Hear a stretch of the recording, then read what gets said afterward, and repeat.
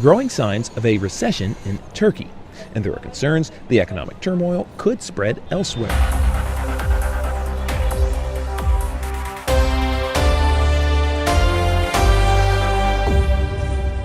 Global markets had a turbulent week, with stocks falling Friday in Europe and a mixed picture in Asia, where emerging markets such as India and Indonesia are particularly prone to the effects of Turkey's teetering economy. The United States has threatened additional new sanctions on Turkey if detained American pastor Andrew Brunson is not released.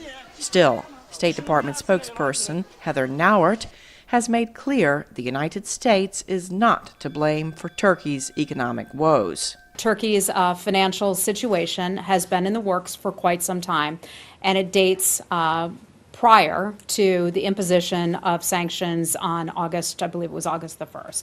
Analysts agree Turkey's economic problems run much deeper and predate the current feud between Turkish President Recep Tayyip Erdogan and U.S. President Donald Trump. Turkey's economy is structurally unsound in the sense that it is very heavily based on rapid growth, cheap credit, reliant on projects in the construction sector. And the most dangerous part is that it is very heavily leveraged in terms of foreign debt, especially dollars. And so with the depreciation that we're seeing in the lira versus the dollar of 40% already this year, it makes it much more complicated and expensive for Turkey to be able to repay those debts. Growing signs of a recession in Turkey, and there are concerns the economic turmoil could spread elsewhere. On Monday, the Turkish lira hit a new all-time low against the dollar. It's down 45% against the U.S. currency since the start of the year. Turkey's president, Recep Tayyip Erdogan, blamed the U.S. for his economic woes. We are together in NATO, and then you seek to stab your strategic partner in the back. Can such a thing be accepted? While Turkey is a NATO member, ties with Washington have been strained over issues ranging from the detention of an American pastor and the war in Syria. U.S. President Donald Trump last week doubled steel and aluminum tariffs on Turkey and noted in a subsequent tweet that the lira was already sliding rapidly against our very strong dollar. Turkey relies heavily on the dollar, which has been getting stronger. That's in part because countries like Turkey took advantage of low U.S. interest rates after the 2008 global financial crisis and borrowed heavily in dollars. Now that the U.S. currency is stronger, that debt is more expensive to pay back. Although Turkey accounts for only 1% of global GDP, global investors are concerned the crisis could spread.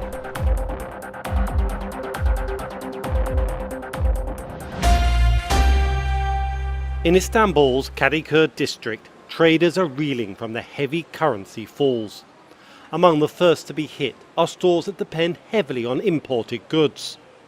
Taylan Akçora, who owns a chain of sports shops across Istanbul, says he's expecting the worst.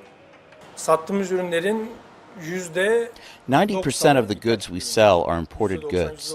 They are all brands and imported to Turkey from the Far East. There are firms who import them. We buy all our goods from the Turkey distributor of the brand. They will surely put up the prices. Turkey is no stranger to currency crises, all of which invariably resulted in a surge in inflation and unemployment. Local tea shop owner Aslan Yüce says fear about the future is stalking the streets. No one is feeling secure. There is no one looking at the future with hope. I am a shop owner here, and I see people passing by. Everyone looks grim or thoughtful, as if they lost all their hopes about their lives. There is such a psychological situation here. But it's the sick who could be the first to suffer. Turkey relies heavily on imported medicine. Pharmacists are already having to cope with new restrictions on prescribing imported medicines. The rise in the dollar and general foreign exchange rate will drastically affect our pharmacy sector, which is so dependent on imports. Turkish pharmaceutical producers will not even be able to purchase the active ingredients for the current selling price of the medicine on the shelf. With continuing uncertainty about the Turkish lira and the wider economy, there seems to be a growing foreboding about what the future may hold.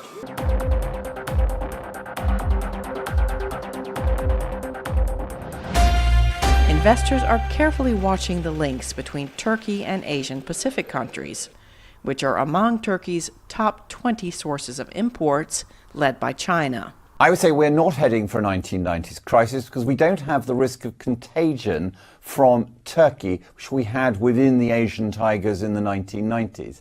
That said, I do think that tighter global credit and liquidity conditions will be damaging for emerging markets writ large. Still, most analysts remain deeply concerned about Turkey's economy, particularly whether or not Turkish firms will be able to service their debt.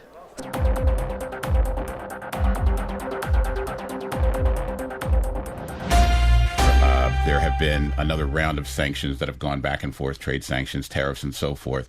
In this particular case, it seems to be a bit of a mismatch when you're talking about how these will affect and what the possible outcome is on the economic side. But I'd like to get to the root of the real dispute between the U.S. government, the Trump administration, and Turkish President Erdogan. What's the real root of this? Michael, in this case, it's not officially sanctions, but tariffs. Looking at Turkish exports, steel and aluminum were the first targets, and a lot of Americans don't know that a lot of steel rebar, it's the reinforcing steel inside a building, inside a bridge. You put the concrete over it. Most of America's steel rebar comes from Turkey. That was a surprise to a lot of people. And now there's a tariff of 50%, double what it was before, and also a tariff on aluminum products, 25% from Turkey. And the president announced that, with kind of great enthusiasm that we're taking action. Because you're right, he likes to take action in a money-related way. All right, as a longtime businessman, as a billionaire, that's the way he thinks.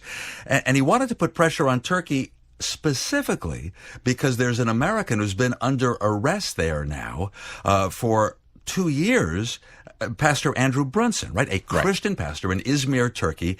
Now, this is as far as the Turkish government went. At the request of the U.S. government, Brunson was allowed to go home. He's under house arrest, but he's not being allowed to leave Turkey. When we look at the effect of what these tariffs have been, the Turkish lira took a very hard tumble. I think there's been some recovery at this point. But again, it seems like a bit of a mismatch when you talk about matching the ability of the U.S. to impose economic pressure with the ability of Turkey to withstand it, even insofar as the Turkish economy was certainly under pressure anyway from this high rate of inflation. There's been a lot of borrowing that's gone on to sort of pump up the economy in this populist style of government that Erdogan has been running for the past 10 years. Normally, the American government, Michael, would stay out of that. But the Trump administration has mentioned it, almost with glee, that Turkey's economy is already weak, that the lira was already in trouble. And now this, caused by American pressure. So again, what's the pressure for? But does the collapse of the Turkish government, the Turkish economy, does that really serve the United States? Again, pointing to a NATO ally and a key NATO ally. Well, let's put it this way. The Trump White House looks at certain countries, including traditional allies, certainly even in Western Europe. And if President Trump disagrees with someone, say Chancellor Angela Merkel in Germany, where President Trump publicly says that Germany shouldn't have allowed so many refugees from North Africa and the Middle East to come in, and that Germany made a mistake. And again, it almost feels like a personal reaction. But as a reporter, you ask people in the Trump administration, what's this about? And they start dressing it up with more policy analysis. Just talking about Germany and refugees, and some of this would apply to Turkey as well. Right. They then think about it deeply and they say, it does affect the United States. Because if there's going to be, for instance, more of a terrorism threat in Europe, that's going to affect U.S. interests, American travelers, American investments. And so to that extent, Washington, D.C. is now saying, we are involved in all those countries. Again, traditionally, we wouldn't get involved in criticizing Turkey's economy. I think Trump would welcome President Erdogan being weakened. At first last year, in his first year in office, President Trump tried to be friendly with Erdogan. And that's I think you saw him as a kindred spirit in the terms of the strongman populist type of leader that he generally towards to gravitate. That's true. So, President Trump usually does like that kind of leader. But you noticed President Barack Obama liked him as well, thinking that Erdogan might be a breath of fresh air in the Middle East. He's not Arab, but he's Muslim. And coming from the NATO alliance and wanting to be part of Europe, Turkey could be a positive influence. But really, the Trump thinking about Erdogan is, we're fed up. And so I'm not saying the U.S. is trying to install an alternative government, but certainly the Turkish pro-Erdogan media are accusing the U.S. of that, intervening, putting pressure, as though the U.S. wants to get rid of Erdogan. I think that accusation is too strong, but you can see why these feelings get whipped up.